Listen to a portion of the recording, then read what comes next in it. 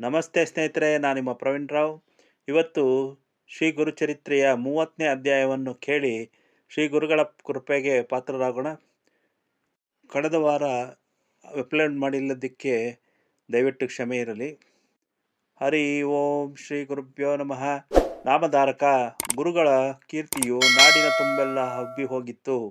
ಗಾಣಗಾಪುರದ ಉತ್ತರ ದಿಕ್ಕಿನಲ್ಲಿ ಮಾಹುರ ಎಂಬ ಗ್ರಾಮದಲ್ಲಿ ಶ್ರೀಮಂತನಾದ ಒಬ್ಬ ಬ್ರಾಹ್ಮಣನಿದ್ದನು. ಆತನ ಹೆಸರು ಗೋಪಿನಾಥ. ಆತನಿಗೆ ದತ್ತಾತ್ರೇಯ ಆರಾಧನೆಯಿಂದ ಒಬ್ಬ ಮಗ ಹುಟ್ಟಿದನು. ಆತನಿಗೆ ದತ್ತನೆಂದೇ ಹೆಸರಿಟ್ಟಿದ್ದರು. ದತ್ತನು ಪ್ರಾಪ್ತವಯಸ್ಕನಾದಾಗ ಸತಿ ಎಂಬ ಹೆಸರಿನ ಸುಶೀಲೆಯಾದ ಕನ್ಯೆಯೊಂದಿಗೆ ಆತನ ಮದುವೆಯಾಯಿತು. ಅವರು ಕೆಲ ದಿನ ಸುಖಿ ಸಂಸಾರ ನಡೆಸುತ್ತಿದ್ದಂತೆಯೇ ದತ್ತನಿಗೆ ದುರದೃಷ್ಟದಿಂದ ಕ್ಷಯರೋಗವು ಅಂಟಿಕೊಂಡಿತು. ತಂದೆ ತಾಯಿಗಳು ನೀರಿನಂತೆ ಹಣ ಖರ್ಚು ಮಾಡಿ ಔಷಧೋಪಚಾರ ಮಾಡಿಸಿದರೂ ರೋಗಿಯು ಆರೋಗ್ಯವಂತನಾಗಲಿಲ್ಲ. ಕೊನೆಗೆ ದತ್ತನಿಗೆ ಗಂಟಲಲ್ಲಿ ಅನ್ನವೇ ಇಳಿಯದಂತಾಯಿತು. ದೇಹದಿಂದ ದುರ್ಗಂಧವು ಹೊರಡಲಾರಂಭಿಸಿತು. ಪತಿವ್ರತೆಯಾದ ಸತಿಯು ಸದಾ ಗಂಡನ ಆರೈಕೆಯಲ್ಲಿಯೇ ನಿರತಳಾಗಿದ್ದಿರುತ್ತಿದ್ದಳು. ತನ್ನ ಪತಿಯು ಎಷ್ಟು ಆಹಾರ ಸೇವಿಸುತ್ತಿದ್ದನೋ ಅಷ್ಟನ್ನೇ ಅವಳು ಸೇವಿಸತೊಡಗಿದಳು. ಹೀಗಾಗಿ ಅವಳ ದೇಹವು ಕೃಶವಾಯಿತು. ಅತ್ತೆ ಮಾವಂದಿರು ಅವಳಿಗೆ ದತ್ತನಿಂದ ಸ್ವಲ್ಪ ದೂರವಿರು ಎಂದು ಸೂಚಿಸಿದರೂ ಅವಳು ಕೇಳುತ್ತಿರಲಿಲ್ಲ. ಶ್ರೀಮಂತರಾದ ತಂದೆ ತಾಯಿಗಳು ದತ್ತನ ರೋಗ ನಿವಾರಣೆಗಾಗಿ ದೇವತಾಭಿಷೇಕ ಮಾಡಿಸಿದರು. ಬ್ರಾಹ್ಮಣರಿಗೆ ಭೋಜನಾದಿಗಳಿಂದ ಸಂತೃಪ್ತಿ ಮಾಡಿಸಿದರೂ ಏನೂ ಪ್ರಯೋಜನವಾಗಲಿಲ್ಲ. ತಂದೆ ತಾಯಿಗಳಿಗೆ ಬಹಳ ದುಃಖವಾಯಿತು. ಅವರು ಮಗನೆದುರು ಕುಳಿತು, ಅಪ್ಪ, ನೀನು ದತ್ತನ ವರಪ್ರಸಾದದಿಂದ ನಮಗೆ ಜನಿಸಿದ ಮಗನು. ಬಹಳ ಮಕ್ಕಳು ಸತ್ತ ಮೇಲೆ ನೀನೊಬ್ಬನು ನಮ್ಮ ಉತ್ತರಾಧಿಕಾರಿಯಾಗಿ ಬದುಕಿದ್ದೀ. ನೀನು ಮರಣ ಹೊಂದಿದರೆ ನಾವು ಖಂಡಿತವಾಗಿ ಆತ್ಮಹತ್ಯೆ ಮಾಡಿಕೊಳ್ಳುತ್ತೇವೆ ಎಂದು ಅಳತೊಡಗಿದರು.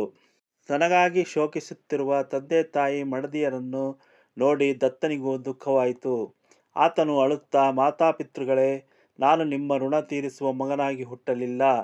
ನಿಮಗೆ ದುಃಖ ಕೊಡುವುದಕ್ಕಾಗಿಯೇ ಹುಟ್ಟಿದ ಪಾಪಿ ನಾನು. ನನಗಾಗಿ ಸತಿಯು ಬಹಳ ಕಷ್ಟಪಟ್ಟಳು. ಇನ್ನಂತೂ ನಾನು ಬಹಳ ದಿವಸ ಜೀವಿಸಲಾರೆ. ನನ್ನ ಮರಣ ನಂತರ ಇವಳ ಸುಖ ದುಃಖಗಳೆಲ್ಲ ನಿಮಗೆ ಸೇರಿರುತ್ತವೆ. ದೈವೇಚ್ಛೆಯಿಂದ ಯಾರಿಂದಲೂ ಮೀರಲು ಸಾಧ್ಯವಾಗುವುದಿಲ್ಲ ಎಂದು ನಿರಾಶೆಯಿಂದ ಉಸಿರುಗೆರೆದನು. ಸತಿಗೆ ಆಕಾಶವೇ ಕಳಚಿ ಮೈ ಮೇಲೆ ಬಿದ್ದಂತಾಯಿತು. ಅವಳು ಏನೋ ಒಂದು ನಿರ್ಧಾರಕ್ಕೆ ಬಂದವಳಂತೆ ಚಟ್ಟನೆ ಮೇಲೆದ್ದಳು. ಮತ್ತೆ ಮಾವಂದಿರೇ, ನೀವಿನ್ನು ವಿನಾಕಾರಣ ದುಃಖಿಸಿರಬೇಡಿರಿ. ಇವರು ದತ್ತಾತ್ರೇಯನ ವರಪ್ರಸಾದದಿಂದ ಜನಿಸಿದವರೆಂದ ಮೇಲೆ ಆ ದತ್ತ ಸದ್ಗುರುವೇ ಇವರನ್ನು ಬದುಕಿಸಲು ಸಮರ್ಥನು. ಗಾಣಗಾಪುರದಲ್ಲಿ ಆ ಸದ್ಗುರುನಾಥನು ನರಸಿಂಹ ಸರಸ್ವತಿಗಳೆಂಬ ಹೆಸರಿನಿಂದ ಅವತರಿಸಿ ವಾಸ್ತವ್ಯ ಮಾಡಿರುವನಂತೆ. ಆದ ಕಾರಣ ನಾನು ನನ್ನ ಪತಿಯನ್ನು ಆ ದತ್ತ ಸನ್ನಿಧಿಗೆ ಕರೆದೊಯ್ದು ನನ್ನ ಕುಂಕುಮವನ್ನು ಸ್ಥಿರಗೊಳಿಸಿಕೊಂಡು ಬರುತ್ತೇನೆ. ದಯವಿಟ್ಟು ನನಗೆ ಅಪ್ಪಣೆ ಕೊಡಿರಿ ಎಂದು ಪ್ರಾರ್ಥಿಸಿದಳು. ಸತಿಯ ದೃಢ ನಿರ್ಧಾರ ಹಾಗೂ ಪತಿಭಕ್ತಿಗಳಿಗೆ ತಲೆದೂಗಿ ದತ್ತನ ತಂದೆ ತಾಯಿಗಳು ಅವರ ಪ್ರಯಾಣಕ್ಕೆ ಅಂದೇ ಸಕಲ ಸಿದ್ಧತೆ ಮಾಡಿಕೊಟ್ಟರು. ದತ್ತನನ್ನು ಮೇಣೆಯಲ್ಲಿ ಮಲಗಿಸಿಕೊಂಡು ಅವಳು ಗಾಣಗಾಪುರದತ್ತ ಪ್ರಯಾಣ ಬೆಳೆಸಿದಳು. ದಾರಿಯುದ್ದಕ್ಕೂ ದತ್ತನ ವ್ಯಾಧಿ ಹೆಚ್ಚುತ್ತಲೇ ನಡೆಯಿತು.